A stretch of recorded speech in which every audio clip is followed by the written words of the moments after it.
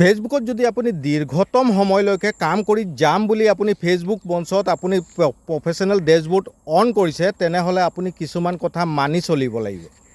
তাৰ ভিতৰত হৈছে ফেচবুকে আপোনাক নিৰ্ধাৰিত কৰি দিয়া যিসমূহ গাইডলাইন আছে, সেই গাইডলাইনসমূহ আপুনি 100% মানি আপুনি কাম কৰিব লাগিব।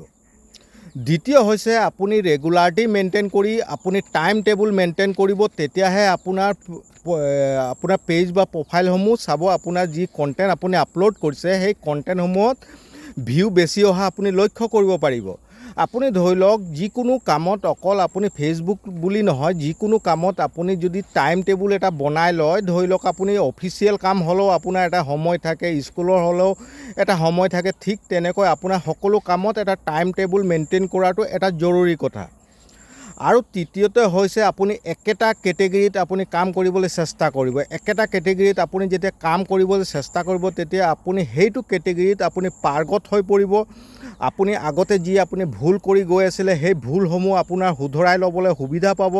এটা কণ্টেণ্টৰ পাছত আপোনাৰ 1 নম্বৰ 2 নম্বৰ যেতিয়া কণ্টেণ্টসমূহ আপুনি আপলোড কৰি থাকিব, তেতিয়া আপলোড কৰাৰ পাছত আপুনি লক্ষ্য কৰিব আপোনাৰ কণ্টেণ্টসমূহ উন্নত হ'বলৈ ধৰিছে।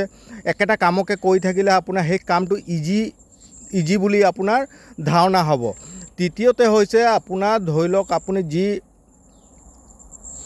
কণ্টেণ্ট তৈয়াৰ কৰিছে তাৰ ভেলু আপুনি দিবলৈ চেষ্টা কৰিব।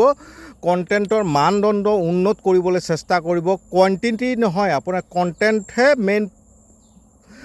মেইন সমল হৈছে আপোনাৰ ফেচবুক মঞ্চত। যদি কণ্টেণ্টত আপোনাক ভেলু নাথাকে, তেন্তে কোৱান্টিটি আপুনি আপলোড কৰিলেও আপোনাৰ ফেচবুক মঞ্চত আপোনাৰ আগুৱাই যাবলৈ অসুবিধা হ'ব। আপোনাৰ ফেচবুক মঞ্চত আপুনি আগুৱাই যাব হ'লে আপোনাৰ কণ্টেণ্টত ভেলু থাকিব লাগিব।